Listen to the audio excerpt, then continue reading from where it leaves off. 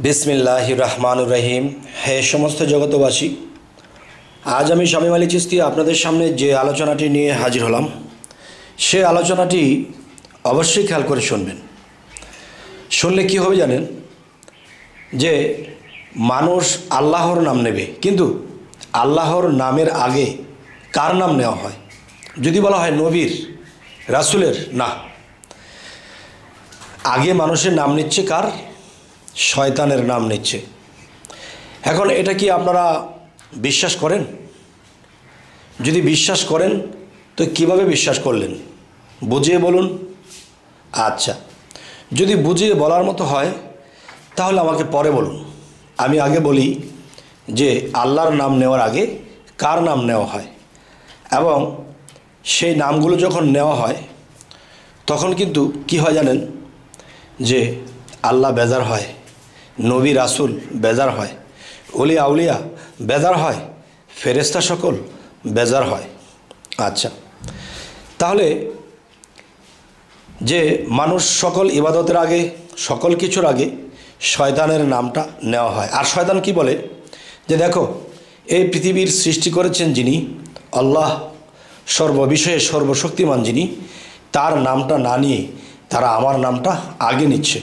তাহলে বোঝা গেল শয়তান হয়েও আমি ধন্য হলাম। তাহলে যাদের কাছে শয়তানের নামটা আগে বলা হচ্ছে, যারা শয়তানের নাম আগে শুরু করে এরপরে আল্লাহ রাসূলের নাম শুরু করে, তাদের উপর কি হয়?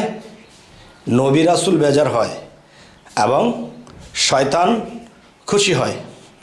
তো শয়তান যে কি করে খুশি হয় সেই কথাটি আজ আমি আপনাদের সামনে ক্লিয়ার বলার চেষ্টা করব। প্রথমত দেখুন, আমরা যদি আল্লাহকে বলি ইবাদতের শুরুতে যে হে আল্লাহ, আপনি আমাদেরকে তৌফিক দান করুন যাতে আমরা আপনার নাম নিতে পারি এবং যে ধর্ম আমরা মানছি সেই ধর্ম যেন আমরা সেই মন দিল দিয়ে মানতে পারি। তবে হে সমস্ত জগতবাসী, আজকের এই আলোচনার প্রথমে বলবো, যেই নামটি মানুষে নিচ্ছে সেই নামটি, শয়তানের নামটি আগে কি করে নিচ্ছে, কোনভাবে নিচ্ছে, আজকে এই বিষয়টাই বলবো। এবং এটাও সাথে বলবো যে মানুষ যখন আল্লাহর ইবাদতে নামে বা ইবাদতে বসে তখন কি হয়, যে সে কি করে শয়তানের নামটি এই সিস্টেমে নিচ্ছে, আর যেই সিস্টেমে নেক সেই বিষয়টা কিন্তু কোরআনে নেই। কোরআনে কোনো জায়গায় আপনারা যদি পান তাহলে আমাকে জানাবেন, আর আমি যখন জানতে পারবো যে হ্যাঁ কোরআনের মধ্যে এই জিনিসটা আছে, তাহলে আমি তখনই মানব। যেমন সর্ব ইবাদতের আগে বলা হয় আউযু বিল্লাহি মিনাশ শাইতানির রাজিম, যে শয়তানের মানে বিতাড়িত শয়তান হতে আমরা যেন রক্ষা পাই। তাহলে বিতাড়িত শয়তান থেকে যে রক্ষা পাবে সেটা কিন্তু বলা হলো সর্বপ্রথম, যে শয়তানের হাত থেকে আমরা রক্ষা পাই যেন।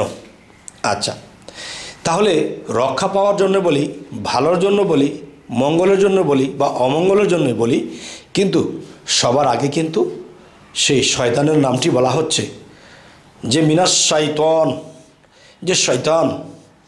তাহলে এই শয়তানের নামটি আমরা আগে নিচ্ছি। তাহলে সর্বপ্রথম আমরা কার নাম নেব? সর্বপ্রথম আল্লাহর নাম নেব। আর সেই জায়গার ভিতরে যে মিনাশ শাইতান, এই শয়তানকে আমরা আগে স্মরণ করছি। যদি আপনারা বলেন শয়তানকে তো স্মরণ করা হচ্ছে যে বিতাড়িত শয়তান থেকে যেন আল্লাহ আমাদেরকে রক্ষা করে। দেখেন, আপনি যখন ইবাদত পর্যন্ত এসেছেন, ইবাদত পর্যন্ত এসে গেছেন, বসে গেছেন, তখন কিন্তু আল্লাহ আপনাদেরকে শয়তানের কবল থেকে বাঁচিয়ে এনে সেই ইবাদতখানাতে বসিয়ে দিয়েছে। তাহলে বুঝতে হবে কি, শয়তান যদি বিতাড়িত করেই রাখতো, শয়তানের কবলে যদি আমাদেরকে ফেলেই রাখতো, তাহলে কিন্তু আমরা ইবাদত করতে বসতাম না। আর বসেই যেহেতু গিয়েছি, তাহলে সেই শয়তান থেকে আমাদেরকে আল্লাহ রক্ষা করে এই ইবাদতখানা পর্যন্ত এনেছে। তো ওখানে বসে আমরা কি বলতেছি? আউযু বিল্লাহি মিনাশ শাইতান, তার মানে শয়তান হতে আমরা রক্ষা চাই।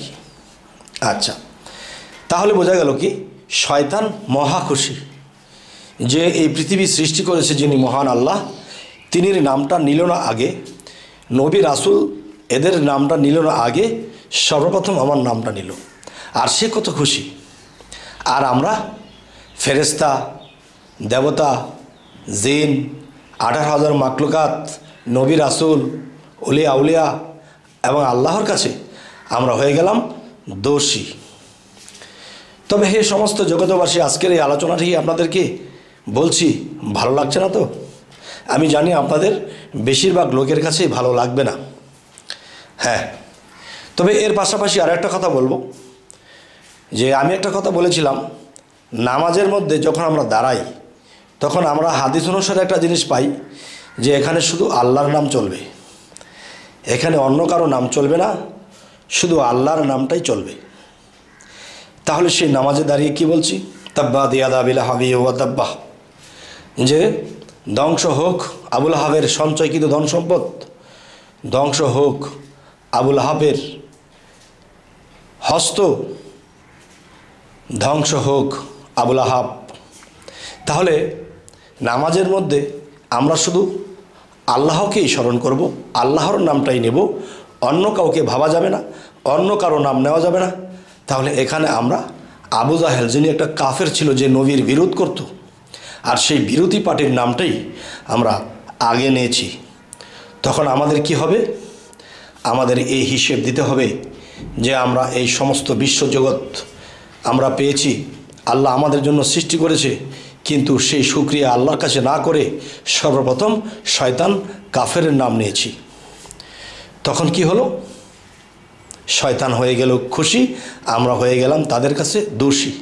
তবে হ্যাঁ, কোনো ইবাদতের আগে নয়, আমরা যখন তখনই আল্লাহর কাছে বলতে পারি, হে আল্লাহ, আপনি আমাদেরকে এই বিতাড়িত শয়তান হতে আমাদেরকে রক্ষা করুন। কিন্তু ইবাদতের সময় যখন বলি, তখন কিন্তু ইবাদতের শুরুটাই করব আমরা আল্লাহর নাম দিয়ে, রাসূলের নাম দিয়ে, আর সেটি শুরু করছি শয়তানের নাম নিয়ে। কিন্তু সে যে এত খুশি হলো, তখন আমার কি হবে?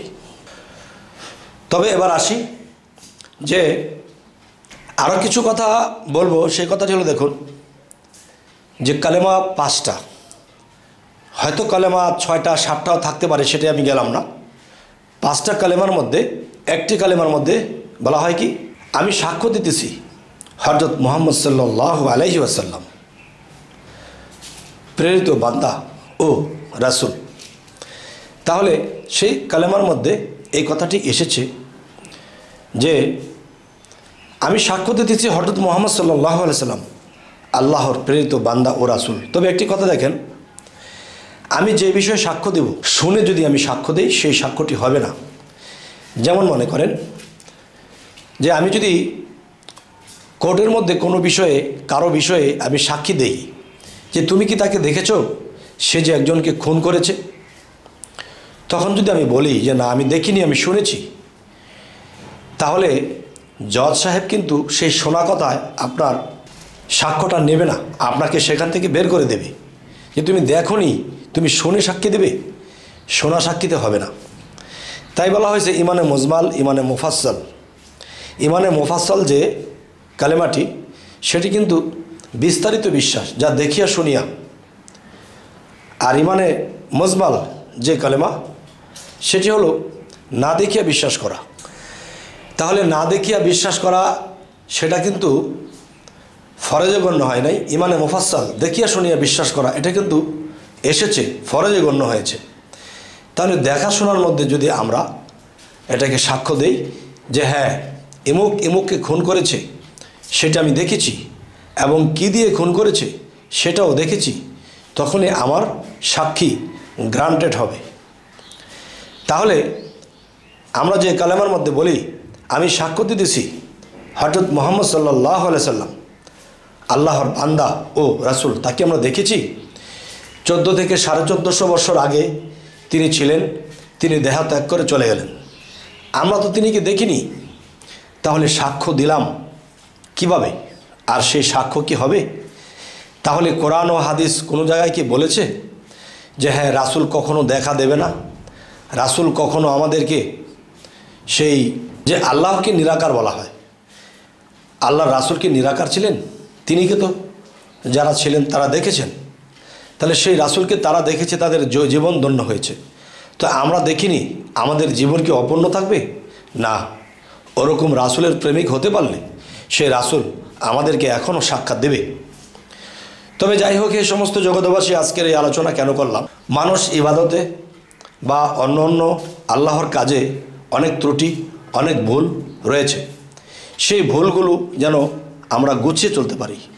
তবে জানি আজকের এই আলোচনা কারো কাছে ভালো লাগবে, তো কারো কাছে ভালো লাগবে না।